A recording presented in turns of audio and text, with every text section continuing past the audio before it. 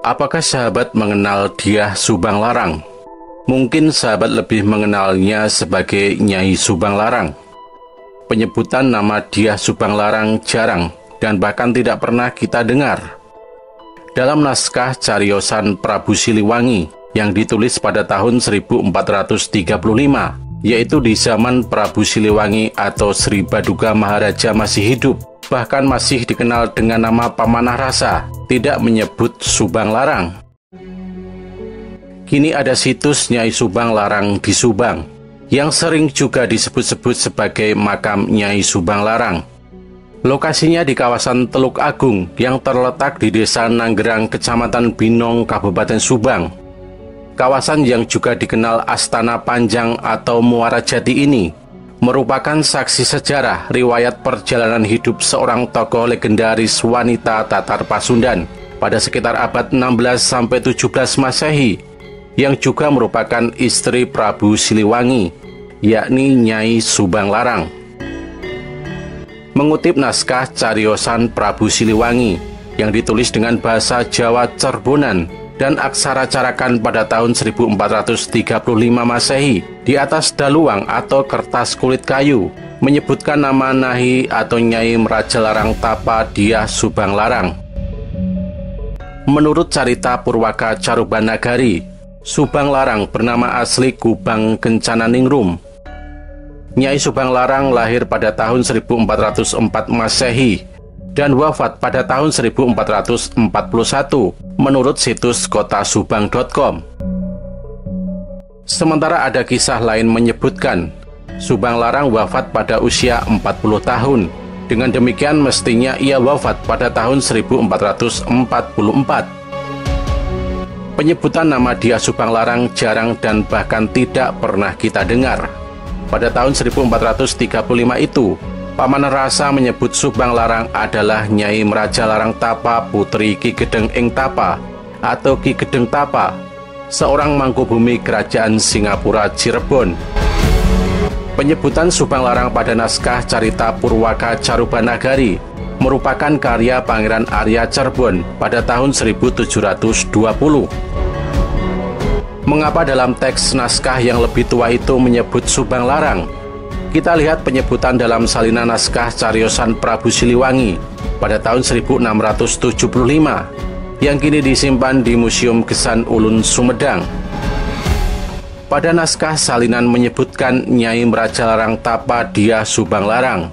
Munculnya kata Dyah pada naskah belakangan memiliki maksud yang kira-kira setara dengan almarhum atau almarhumah. Jadi dapat kita simpulkan dalam kalimat Nyai Mrajalarang Tapa yang almarhumah di Subang Larang. Dari sinilah kita dapat mengerti dan paham mengenai keberadaan makam Nyai Subang Larang di Kabupaten Subang. Meskipun dia dapat disetarakan dengan yang berlalu atau almarhumah di, tidak serta-merta menunjukkan secara pasti lokasi makam. Berbeda halnya dalam naskah Sunda kuno menyebut Lumahing, yang artinya dikebumikan di. Istilah Sang Lumahing atau Sang Muktaing lebih pasti keberadaan lokasi pemakaman sang tokoh. Berbeda dengan Dyah, bisa jadi sang tokoh menghembuskan nafasnya atau wafat di lokasi yang disebutkan seperti Dyah Subang Larang. Dalam konteks ini, berdasarkan penelitian tim dari Kabupaten Subang berkeyakinan bahwa situs makam Subang Larang terkait sejarah. Kini situs ini berstatus sebagai cagar budaya. Kini ada pula sebutan nama beliau sebagai Dewi Kumalawangi. Ada contoh lain yaitu Putri Raja Sunda Prabu Linggabuana yang gugur di Bubat, yaitu Putri Citra Resmi Dyah Pitaloka. Dalam bahasa Jawa kuno, kata Dyah menunjukkan penghormatan. Kata Pitaloka berarti dunia nenek moyang, dunia para leluhur. Artinya memang putri tersebut telah tiada. Lalu kata Citra berarti perwujudan cemerlang, dan resmi berarti keindahan yang cemerlang, sinar cahaya cemerlang. Dengan demikian, Citra Resmi dapat diartikan sebagai cahaya yang cemerlang, cahaya yang indah menyenangkan. Singkatnya kita dapat menyusun kalimat Putri Citra Resmi yang berlalu di Pitaloka, atau Putri Cemerlang telah berlalu di Swargaloka. Namun istilah Diah ini tidak menunjukkan di manakah Citra resmi dimakamkan atau diperabukan. Zoetmulder berkesimpulan, Citra resmi diperabukan di Citrawulan atau Trawulan atau Trowulan.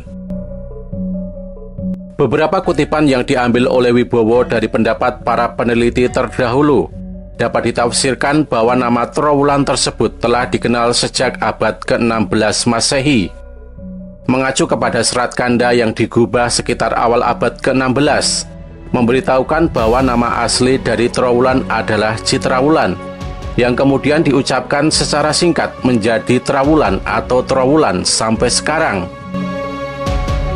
Jika Zoetmulder mengartikan dia sebagai yang telah berlalu, kemudian setara dengan almarhum atau almarhumah, ada pendapat lain bahwa dia berasal dari bahasa Sanskerta, yakni Vedya, yang berubah menjadi dia diam, artinya mengetahui atau memastikan, dididik atau diajarkan, menikah, dan terkenal atau termasyur.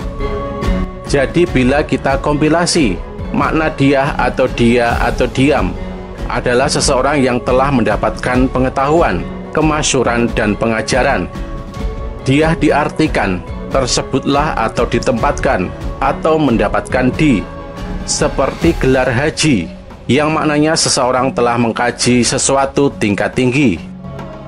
Jadi Diah Pitaloka diartikan telah mendapatkan atau ditempatkan di swarga, dan Diah Subang Larang diartikan telah ditempatkan di Subang yang agung. Istilah Subang maknanya belum ditemukan sumber otentik, merasa kurang pas jika dari kata subang yang bersumber dari istilah asing. Istilah Diah maknanya berubah di zaman kemudian, yang diartikan anak muda, anak perempuan. Padahal di zaman kuno Diah tidak mengacu hanya untuk perempuan. Bagaimana dengan Diah lainnya, seperti Diah Balitung dan Diah Lembutal?